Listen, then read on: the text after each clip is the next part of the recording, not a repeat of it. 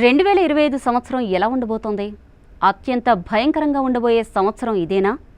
ప్రాణాంతక వైరస్లు మళ్లీ వచ్చే అవకాశం ఉందా?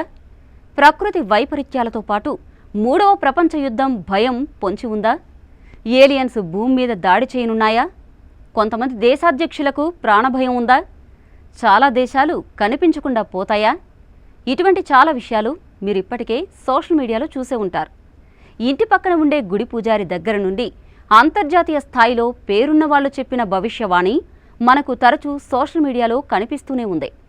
భవిష్యవాణి అంటే ముందుగా గుర్తుకు వచ్చేది మనకు బాగా తెలిసిన పోతులూరి వీరబ్రహ్మేంద్ర స్వామి, ఆ తర్వాత అంతర్జాతీయంగా పేరు గడించిన నోస్ట్రడానమస్, అలాగే బల్గేరియాకు చెందిన బాబా వంగా.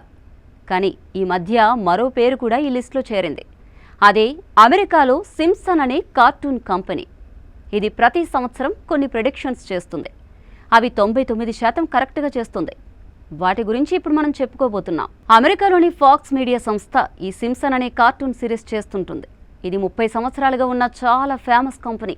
గత ప్రెడిక్షన్స్ ఎంత కరెక్ట్గా జరిగాయంటే, ప్రపంచానికి కరోనా వైరస్ నుండి డొనాల్డ్ ట్రంప్ రెండోసారి అమెరికా అధ్యక్షుడు అవుతాడని మొట్టమొదట ప్రెడిక్ట్ చేసింది ఈ సింప్సన్ కంపెనీయే. విశేషం ఏంటంటే, దాదాపు 27 ఏళ్ల క్రితమే ఆసియా ఖండంలో ఓ పెద్ద వైరస్ వ్యాపిస్తుందని ఊహించి చెప్పడం. అటువంటి కంపెనీ ఈ 2025లో కొన్ని భయపెట్టే ప్రెడిక్షన్స్ తీసుకొచ్చింది. ఈ ఏడాది మొత్తం ఎప్పుడూ చూడని భయంకరమైన నేచురల్ డిజాస్టర్స్ ఉండబోతున్నాయట. వాటిలో దారుణమైన భూకంపాలకు తోడు పెద్ద ఎత్తున సునామీలతో దేశాలు తుడిచిపెట్టుకుపోతాయట. మరో సంచలనాత్మకమైన కాలజ్ఞానం ఏంటంటే, 2025లో ఇవాంకా ట్రంప్ అమెరికాకు ప్రెసిడెంట్ అవుతుందని జోస్యం చెప్పడం.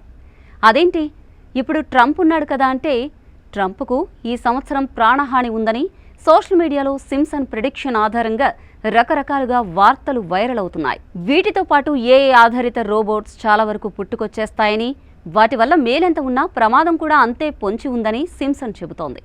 దీనికి ఈ మధ్యే చైనాలో జరిగిన ఓ సంఘటన సాక్ష్యమవుతోంది. రోబో ఎగ్జిబిషన్లో ఓ రోబో మాల్ ప్రాక్టీస్ వల్ల మనుషుల మీద ఇష్టారాజ్యంగా దాడి చేశాయి.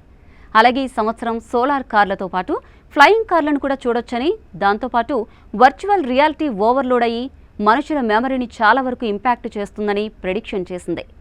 ఇక ఈ సంవత్సరం మనిషి మార్స్ ప్లానెట్ అడుగు పెట్టబోతాడని కూడా జోస్యం చెప్పింది.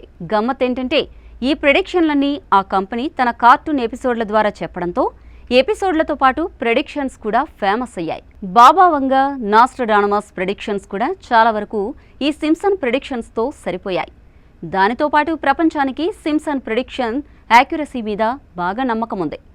ఎవరు చెప్పిన ప్రెడిక్షన్స్ ఎలా ఉన్నా జరిగేది జరగక మానదు. కాబట్టి తస్మాత్ జాగ్రత్త.